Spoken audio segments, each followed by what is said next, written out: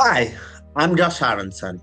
Growing up, I thought I knew everything about Judaism and what Jewish people looked like. But the more I listened, the more I saw. Jewish identity expands every shade, every continent, every story. This film isn't just about race. It's about what happens when we expand the view of who belongs. From India to Uganda, from Israel to the US, Jews of color are not new. They've always been there, and now their stories are being heard.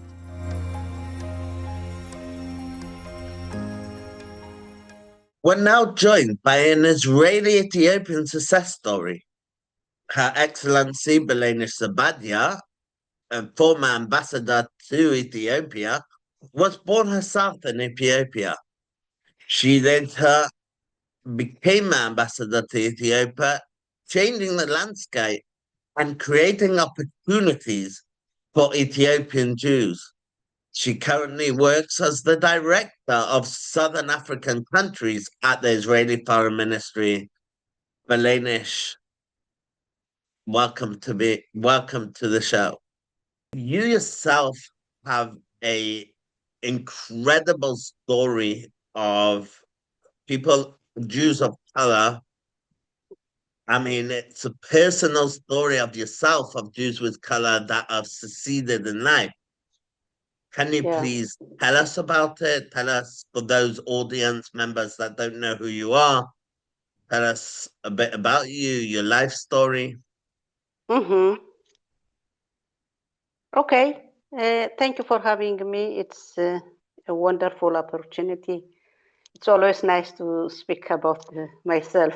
I was born in a Jewish village in Ethiopia, Gondar, the Gondar province. The father was like a chief rabbi and a very active Zionist.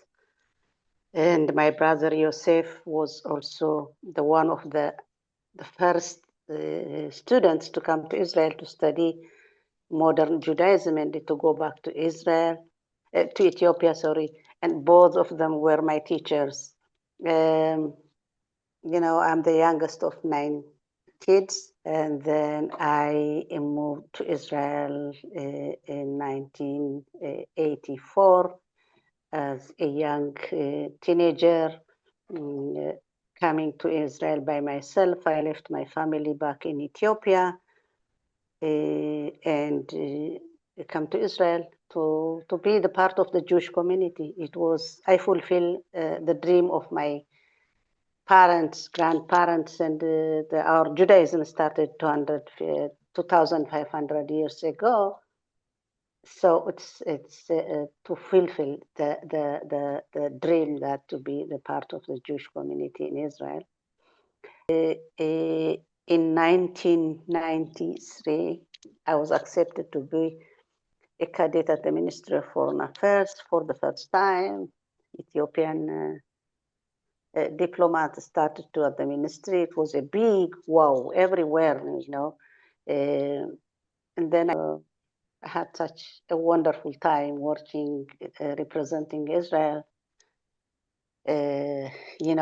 Everybody was expecting European or white Jews coming to serve, but here I am, Ethiopian born, and I was awarded by the mayor of Chicago by making bridges between the African American and the Jewish community.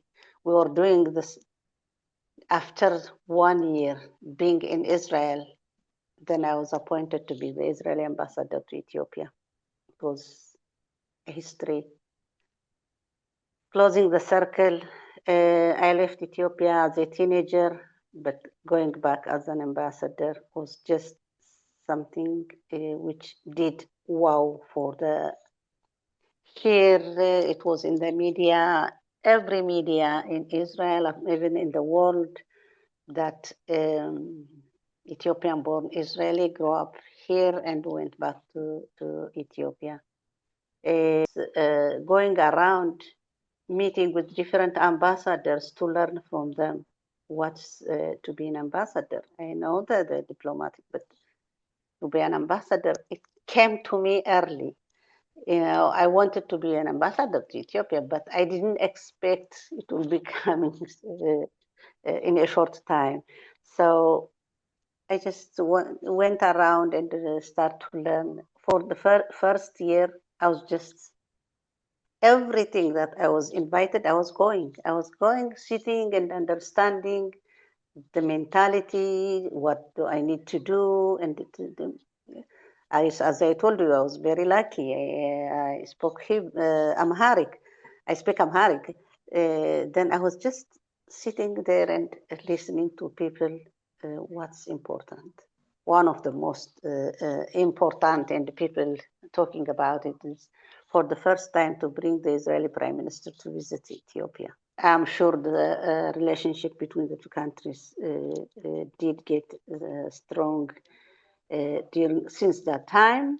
There were so many good ambassadors. I'm not saying I'm the only one. Tell me about the Jews of Ethiopia. A bit about the history, a bit about what's the situation today, how many Jews are left in Ethiopia, the Jews that have made Aliyah, what uh, help are there, what assistance are there.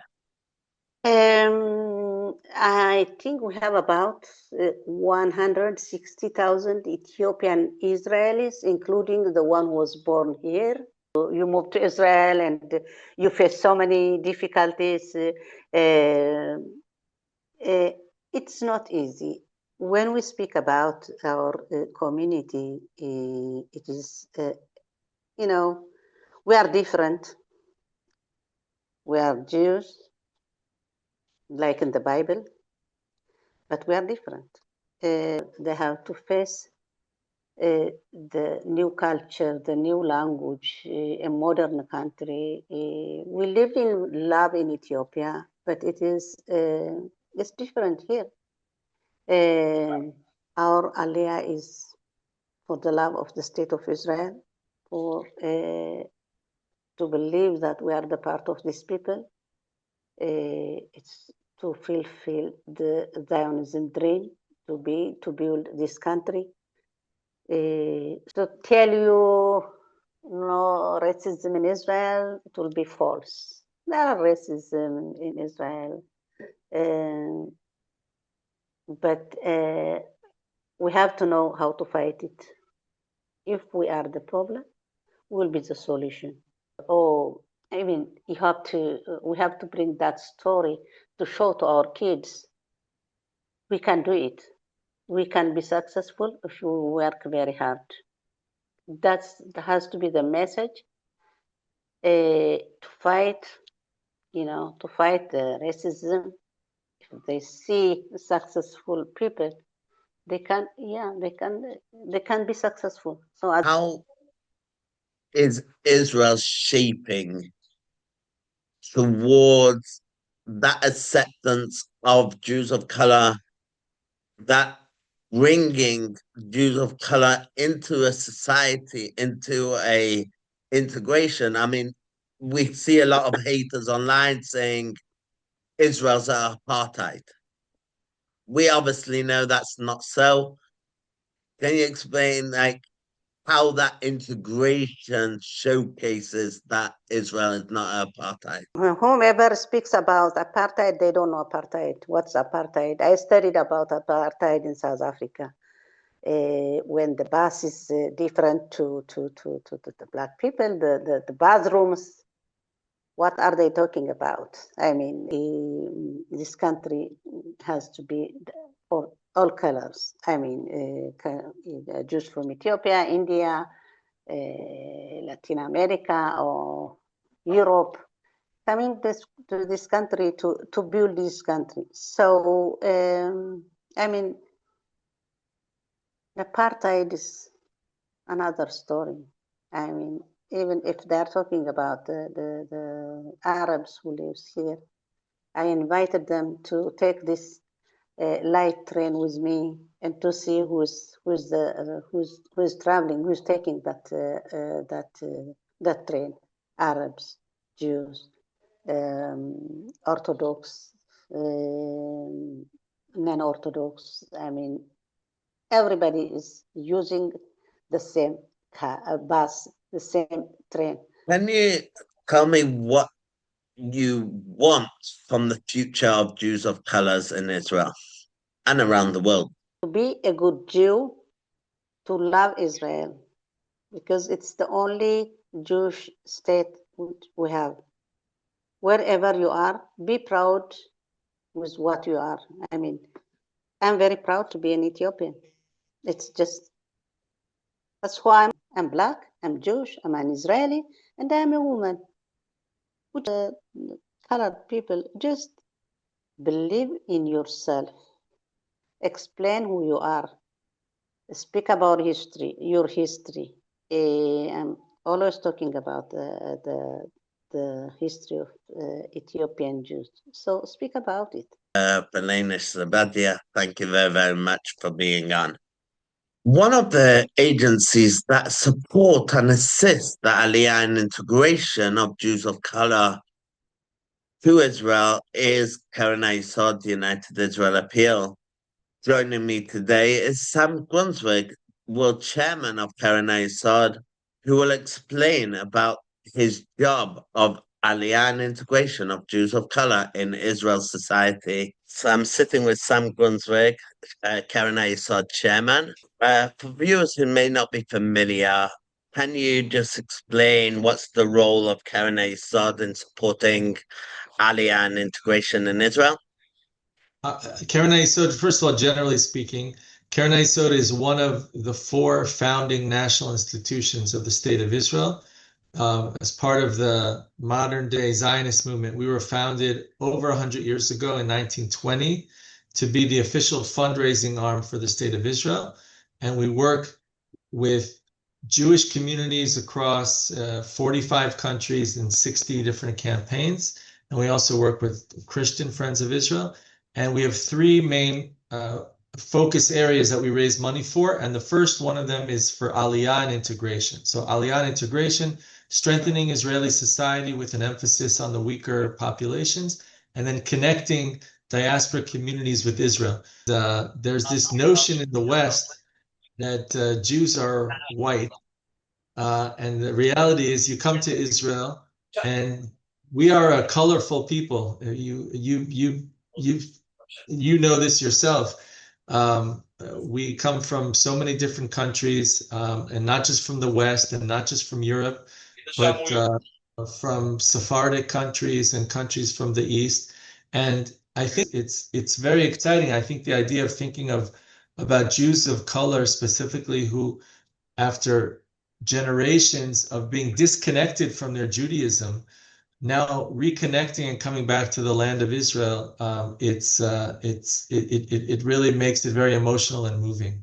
How has Karen Isod supported groups of color from Ethiopia, India, other communities of color to make Aliyah to Israel? Same way that we support Aliyah generally from all over the world. You know, that I was born and raised in the United States in Miami Beach, Florida, and I myself made Aliyah of choice when I was 17. When I was 19, I served as a lone soldier. The Aliyah from Ethiopia, you know, I mean, is specifically dramatic. When you look back over the years, there was Operation Moses in 1984.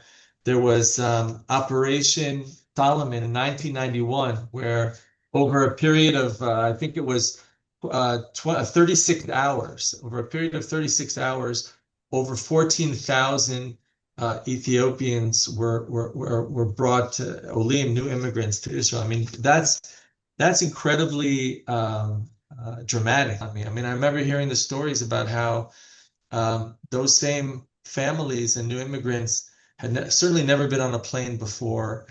There were stories that they brought them into the elevators to take them to their rooms, and when they got into elevators and elevators doors closed, they started to unpack their belongings because they thought that was the room, and they'd never seen running water and plumbing before, and there were stories like that. So there was a big culture gap, and I think that was something very exciting, that on the one hand there's the culture gap, but on the other hand, this is the ingathering of Jewish people, and I had a responsibility even at that very young age, or had a part in helping them already with the integration, in terms of the little bit that I did, and teaching them a few words in Hebrew, and little did I know that I would go on to be in this role in Keren HaYesod. So for me, it's kind of a closing of a circuit.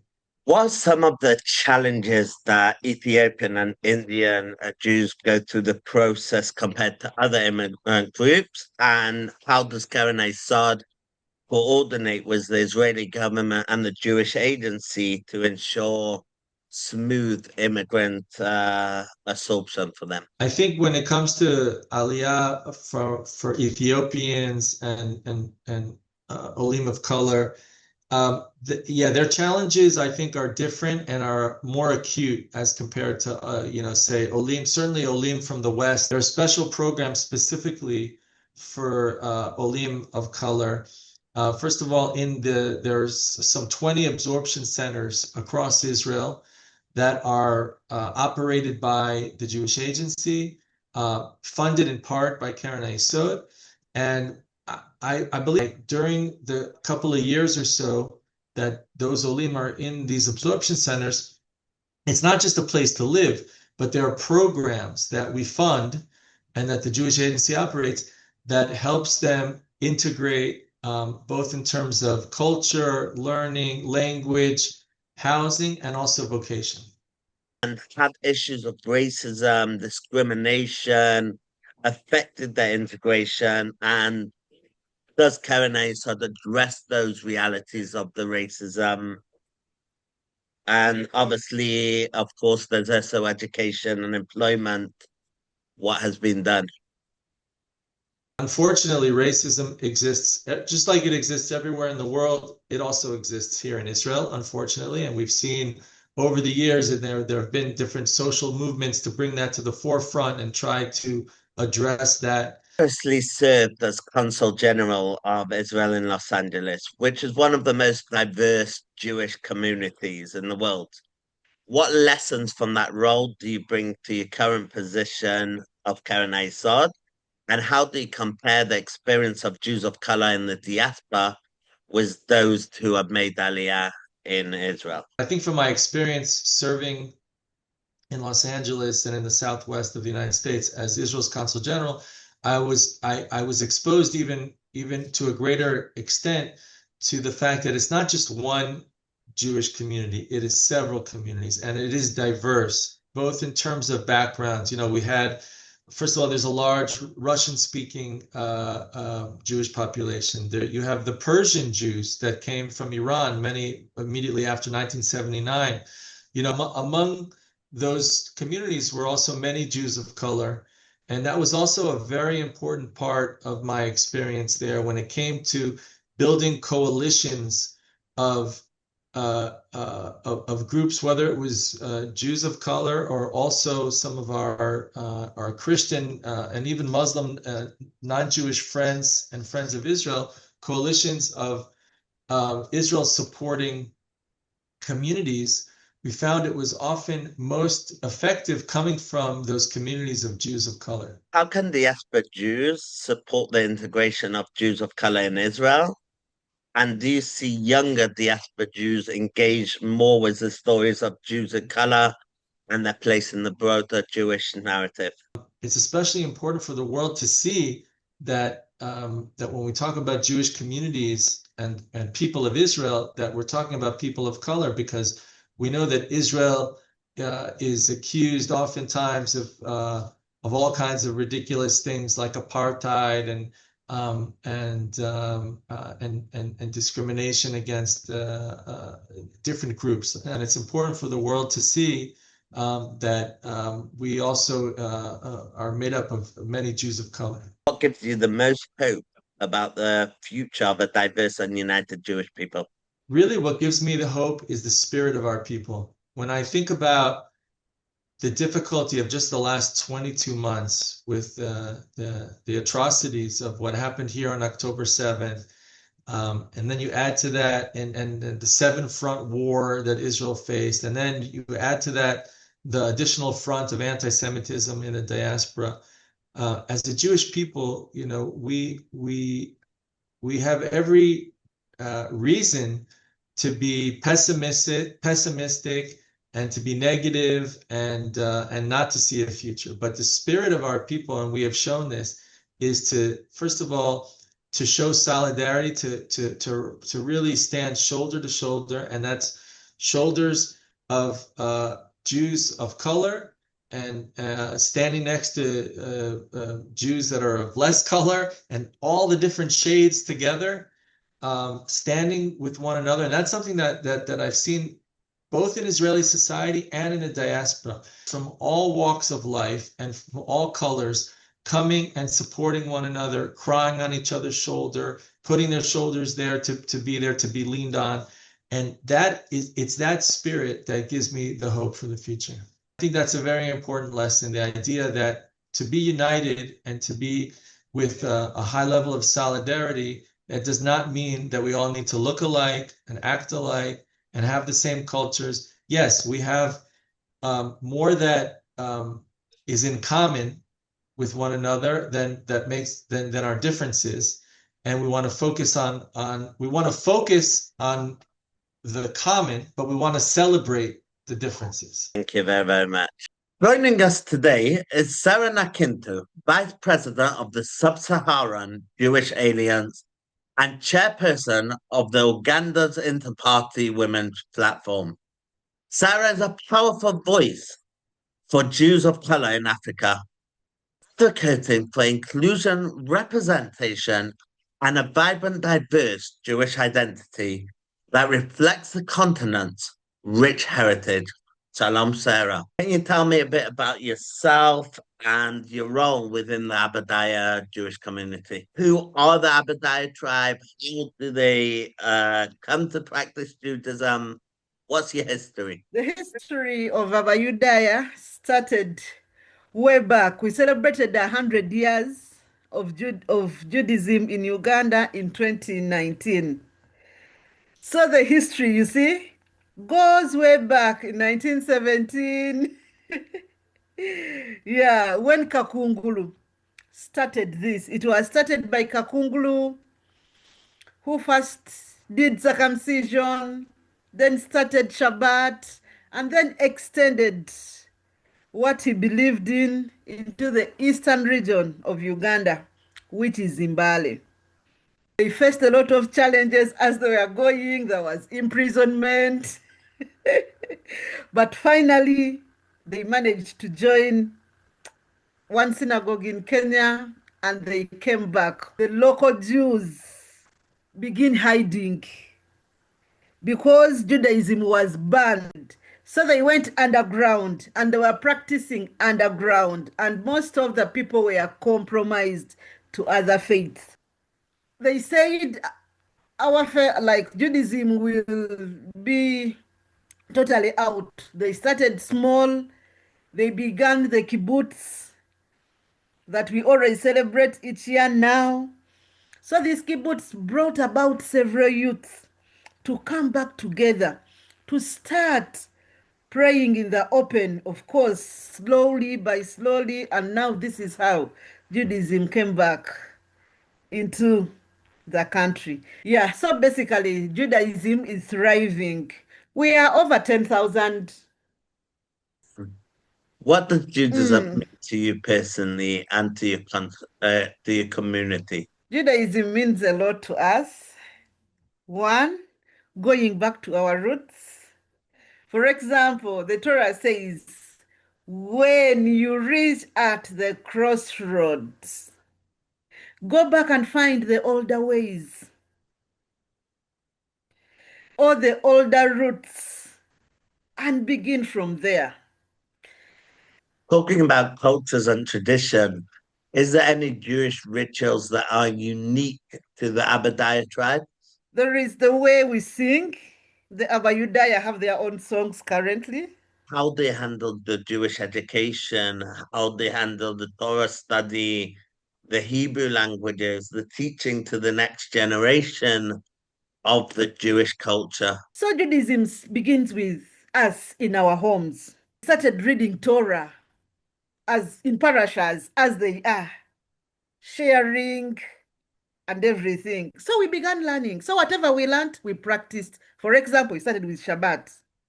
We started that. Then we said circumcision. All men should be circumcised. Yes, and they agreed. And they got circumcised. So we learn one thing at a time and practice it.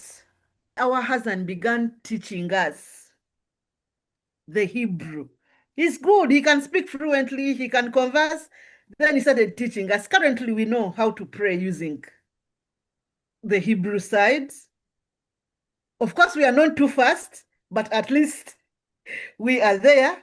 So Jewish education at times becomes a little hard for us because our children go to secular schools. And most of the schools do not understand. They can't allow your child to wear a kippah. What has your experience been interacting with the broader Jewish community?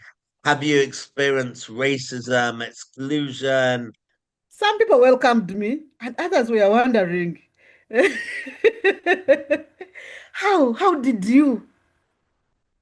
What made you change to Judaism? So I got a lot of people who wanted to hear from me. Of course, some embraced us and others, did not, because I always posed the question, could you allow us to do Aliyah if we really wanted, since we celebrated 100 years, since we are practicing Judaism and what? And that question was always not answered. So I felt as if at that time we were not fully accepted. What are your hopes for the future of the Aberdeen crime? How do you envision the future generations continuing the legacy of the Uganda Judaism? And following that question, basically, what role do you think that Jews of color can play in transforming or healing the Jewish world? When I was coming back, people gave us things. They gave us the tikkun, they gave us the zitzit, they gave us books to read. Yeah, they gave us for example, things that we needed to practice. They gave us halal, trays, candles for Havdalah. So we felt accepted, welcomed, those things. We feel accepted and we feel loved. And currently we are accepted in the World Zionist Congress in Feb. This gave us a lot of hope. It is giving us a lot of hope and a lot of openings. We think we will be included. Jews of color and others, Jews, they are supporting us. So we see we have a brighter future. Thank you, Sarah.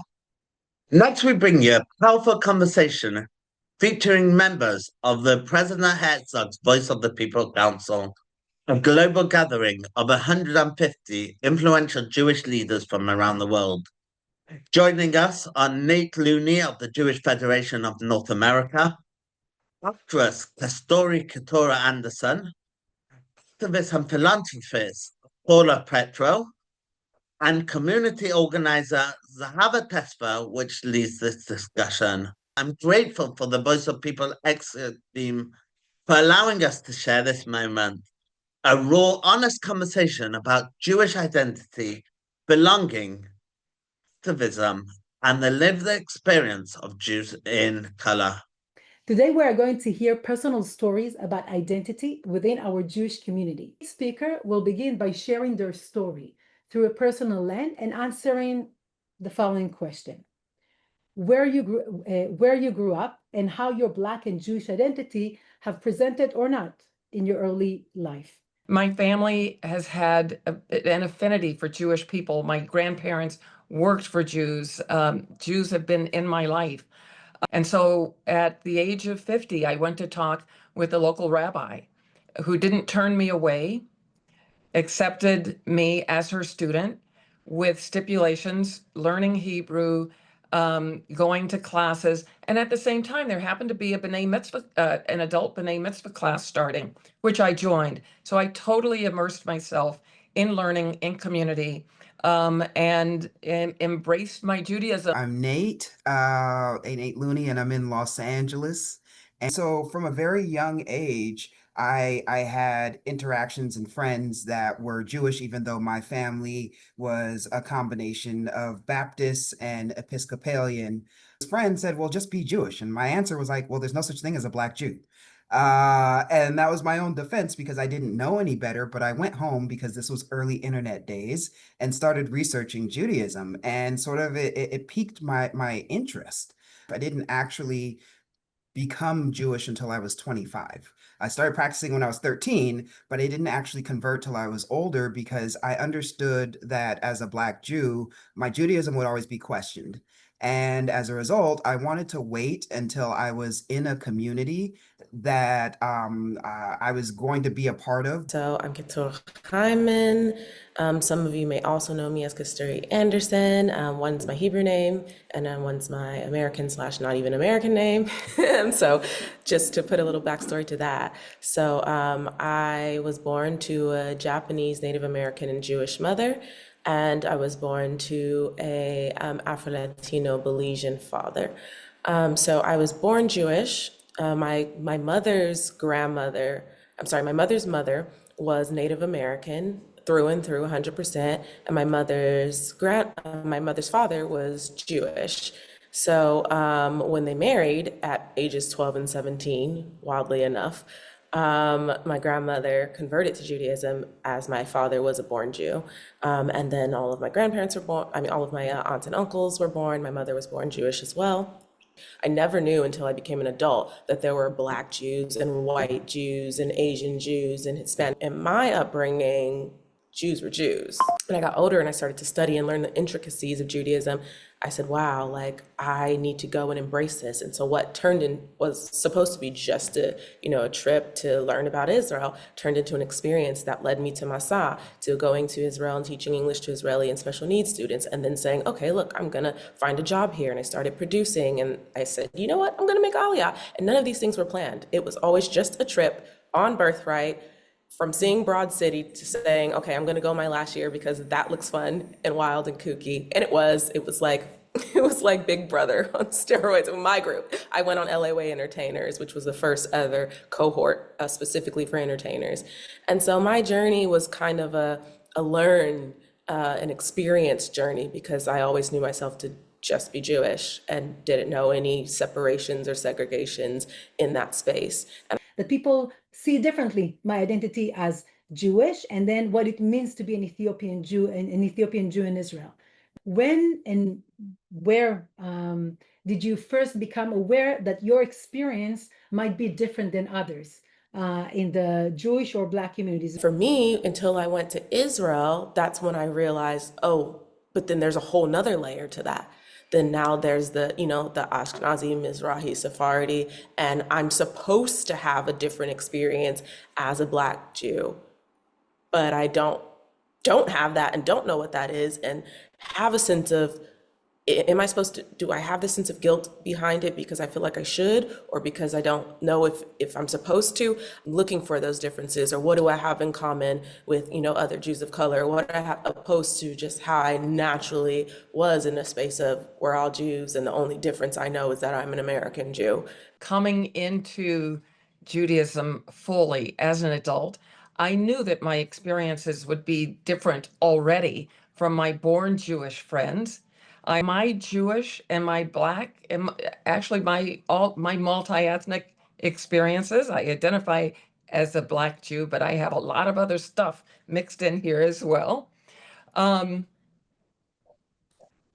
fully embrace who I am, and I have chosen to use my unique identities and experiences. We all have them, but I have chosen to use mine as a bridge or as a connector amongst and between the different groups, not only those of us who are here on this phone, but in life. and to share experiences, to share stories as a way to bring people together, as a way to highlight who we are as individuals, as groups, and what we have in common. So that's how I express my various identities and feel that that's what I'm called to do. And realize that some of the ways that racism shows up in other spaces was also present in me trying to obtain access to our Jewish community. Really, what I've learned to do is to take those experiences and reverse engineer to foster belonging. So if I think back to the moments of being sent to the kitchen at a shoal, and instead of being doing whatever everybody else was doing. Okay, so as a leader, how can I help our organizations with a deeper understanding of how to engage everybody coming into our spaces and places? Can you share with us how your identities evolved over time and how do they show up now in life today? Every single day, I wake up and I thank Hashem that I'm a Jew. I think every day when we wake up and declare ourselves Jewish, we are choosing Judaism. So I am proudly and boldly a Black Jewish Zionist Jew. That we Jews are a beautiful patchwork quilt of identities. And it's my belief that when we embrace our multifaceted, our beautiful patchwork of who we are, the more we highlight our diversity, the stronger we are as a people.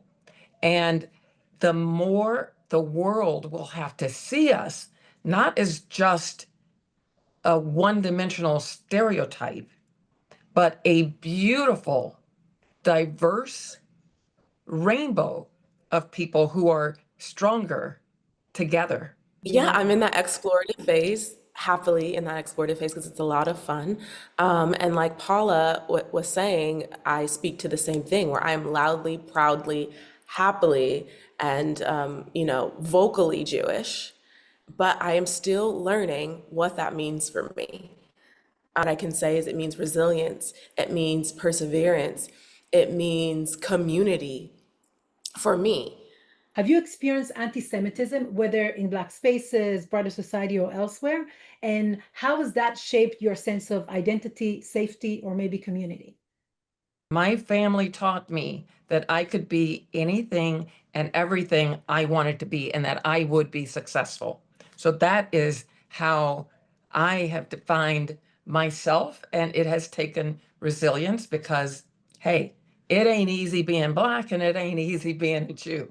As far as anti-Semitism, you can't be a Jew and not have confronted it.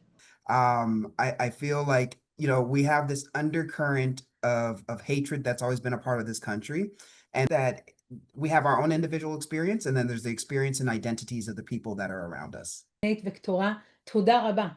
Thank you so much for bringing your stories, your perspective, your challenges, your experiences of what it means to be Jewish in our Jewish global community. Wow, what incredible, diverse people.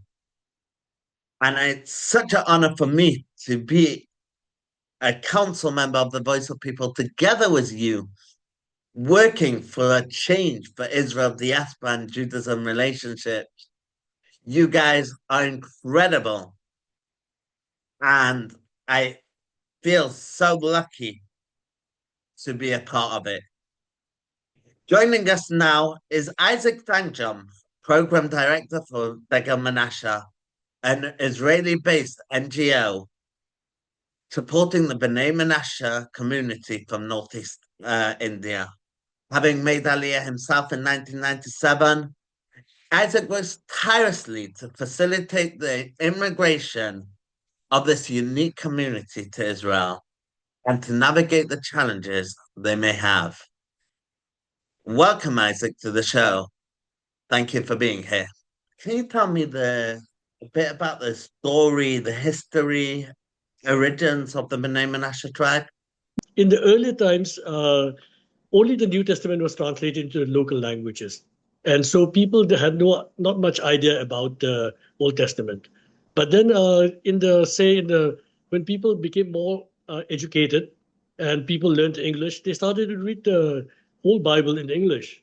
And then by the time World War II ended, and in the early 50s, this seer Tzala, he declared that we are the children of Israel, and it is incumbent upon us to return to Israel. He was very, very inspired by the Bible, and he was sure that it was the word of God, and so this being the reason that they should go back. And so when Rabbi Michael came and he heard our story, that's why this Manasseh or Manmasi could be nobody other than Menashe. So he called us in the late 70s. He called us Menashe when he came in touch with us. And then the third one, which I thought was quite significant, is that we have a festival of eating unleavened bread in spring. And this was according to Hillel Houghton, my friend, he told me that there are no other cultures in the world who celebrate this kind of festival. Baking a bread without leaven in it. There's nobody else in the world. It's only the Jews and probably you people, the B'nai Menashe. And so the thing is that, like here, we're talking about a people, a tribal people, a tribal community whose basic food is rice. We don't eat bread actually. But then in this particular full moon night in spring, determined by the priest, we people bake this thing, unleavened bread. But the flour we use is made of rice again. That being the only differences. You actually made Aliyah. Can you share a bit of your personal story and what motivated you to make Aliyah? Actually, our story goes back in the early 70s when my father heard about Judaism. And he said, my mother and my father, actually both of them, in the early 70s, they said, this is what we've been looking for. And this is what we are, and the stories were so convincing that there's no other possibility of who we are. People did not really think about the making Aliyah to Israel was not even a real. People didn't even dream about it. What we know is that we just want to know who we are and worship the true God. That was the thing. There were no plans. Rabbi Michael heard about us, and when he heard about us, he was very interested. He started corresponding with us. And then he started teaching us Judaism more and more, what I'd call it like modern Orthodox Judaism. We started learning it, but then of course, then again, there were no what did you call it? Concrete plans. That's why Kyle came to India. He started visiting the people, and he started initiating, saying that some of you must come to Israel. And then of course, people are sort of quite surprised. Oh, really? And then the thing was that. And he was serious. And Rabbi Michael decided that these should be the younger people who have, the potential and, who have the energy and who will be able to justify his effort, And the thing was that later on, probably what he meant was that let the children come first and then the older people come a little later. But then my father had different ideas. He was a total Zionist. He said, this is a chance of a lifetime. When Rabbi Michael saying that you can go to Israel and settle down there, we should go there, and this will be a fulfillment of our spiritual what did you call it? Ambition, And the next year, in 1997, my younger sister and we came to Israel, and that was the start of our journey. And here we are. What are some of the challenges that B'nai Menashe go through while making Aliyah? And your organization, Degel Menashe, how does that support them? Any Aliyah, immigration, in English, from one country to another country is never easy. Language was the biggest barrier, I would tell you. And learning it took time. But then, of course, with time, we're able to somehow manage with it. And then, of course, another thing is that here, a cultural difference is there. There's a lot of cultural difference. We come from very, very conservative tribal society. Israel is a very, very enlightened democracy, and plus it's very advanced, in just about everything that you can think about. Israel is like light years ahead of, forget about just India, but the world, Unfortunately, what happened is that in the last 20 years or so, the agency which was in charge of Aliyah from India to Israel, they did a very, very shoddy job. In fact, it was negligence. We established a kibbutz and we started a school there, Kibbutz Maoz too. Now we started a scholarship program. and Degel Menashe Scholarship Program. And in the past 5 years, and we've been getting a steady donation from America and like some very, very generous people, they gave us. And so we redistributed them to the students, So far, like we've given out about 100 plus scholarships already now. We already had 34 graduates, and 3 of them are masters. So this is where we are now. We want to make differences, and we are trying to make differences as much as we can. Can you tell me how the Israeli government and the Israeli society generally receive the B'nai Menashe? Have you seen changes over the time to the way that you're treated? About 30 years ago, when the first immigrants came in, I mean, we are met with like shock. Hey, how can you have like small eyes and be Jewish? That kind of a question. But 30 years down the line, people are like at least the people we know, they are very normal. I mean, they don't see any difference. I think like it was in 2015 or 16, something like that. I'd gone to Migdal Haemek to visit a friend or something like that, a friend of my wife, actually a distant relative, and we went out there, and then of course this lady, she was doing shopping, and then her neighbor was helping him, to take in the things like that, and they could barely communicate. They couldn't speak Hebrew. I mean, the lady didn't speak Hebrew. The other person, the Israeli guy, obviously doesn't speak Kuki, So what happened was that, like, as we coming in, it was a Friday, I remember, Friday morning, and then like she was doing her Shabbat shopping, and so this guy helped him.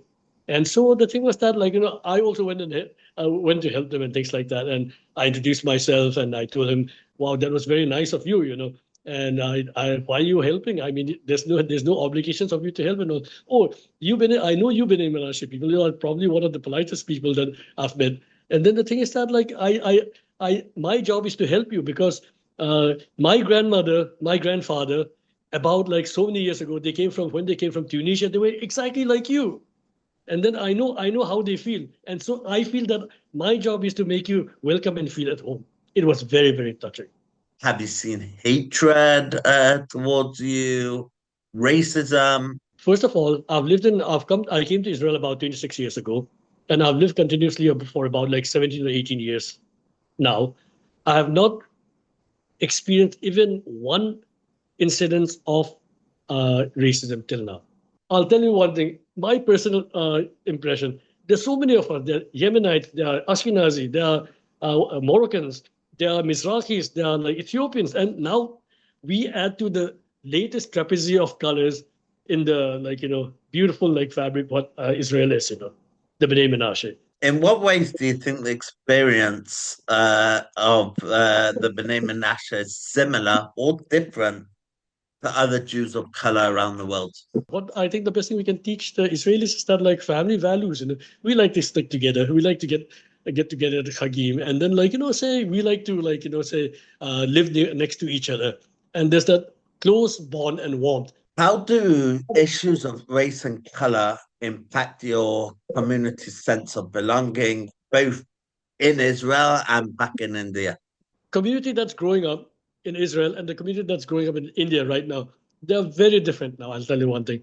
And the thing is that one thing is that most of the kids that grow up here in Israel, they're in a hurry to become Israelis, And then the thing is that these kids, these children who are growing up in India, they've still maintained that, how would I call it, that traditional upbringing still. We made it a part of a curriculum for these kids out there to learn a little bit about Israel, how people behave, how are the cities, how advanced these things are, and what kind of facilities are available, what can you do, what can't you do, etc., etc. We're teaching these kids as well what to expect when they come here.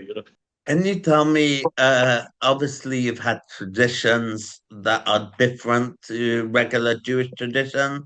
Have you kept up those traditions here? My wife and I, what we are trying to do is, since 2013, 14, like that, we've been trying to expose our people as much as possible because a lot of people who come here, most of them are like actually quite ashamed or like embarrassed of their cultural traditions, And this leads to a lot of say an impairment as far as confidence is concerned in the child. And in the past few years, what we have done is that we have some traditional dances and things like that, for culture and things like for festivals and things like that. We're trying to revive that. And the thing is that we haven't had a wild success in this regards yet, but then we're not giving up. When I go to October the 7th, how has that impacted the B'nai Menashe community? Our dream, basically, we like to see ourselves as warriors, Josh. You have to remember that. It's to be a warrior is the biggest honor that can be bestowed upon a man in our community. When a young man goes out to war, a conscript, maybe a father, maybe just about anybody, every family is very, very proud to contribute their, men to go to the front. What do you hope that the wider Jewish and global community understands about the B'nai Menashe? Look, the thing is that there are people who know us, especially in the religious circle, especially in the, say, what did you call it? I mean, the religious Zionist circle. But then most of the other people don't know us. B'nai Menashe, as per plans, the ministry is planning to bring just about everybody. He said, enough is enough. And so the thing is that most probably there might not be any Jewish life in India anymore, at least in the northeastern side. But and then as for Israel, I'm hoping that we'll be able to integrate into the greater Israeli society. What message would you want to share to the Jewish communities worldwide about the importance of embracing racial and cultural diversities within Judaism? Judaism, the Jewish people, we are probably one of the most diverse, say, religious group or group in the world, And there's just about everybody, and every shade of color we are there, right from white till black and everything in between, I want to tell the Jewish world that we should be proud of that. We are basically a microcosm of the world, and we should be the light unto the world, which Hashem has always said that we should be. Thank you very much. We appreciate it. And we hope that B'nai Menashe will integrate into the Jewish community, and your community is a proof that apartheid is an existence in Israel. The Jewish people are not one language, one skin tone, or one origin. We are a global family, diverse, dynamic, and deeply connected. Jews of color don't challenge Jewish identity, they complete it. I'm Josh Aronson, and this is just one chapter of the full story of who we are and who we're becoming. The Jewish people are not one language, one skin tone, or one origin. There's no apartheid in Israel. We are together as one. We are a global family, diverse. Thank you very much for watching.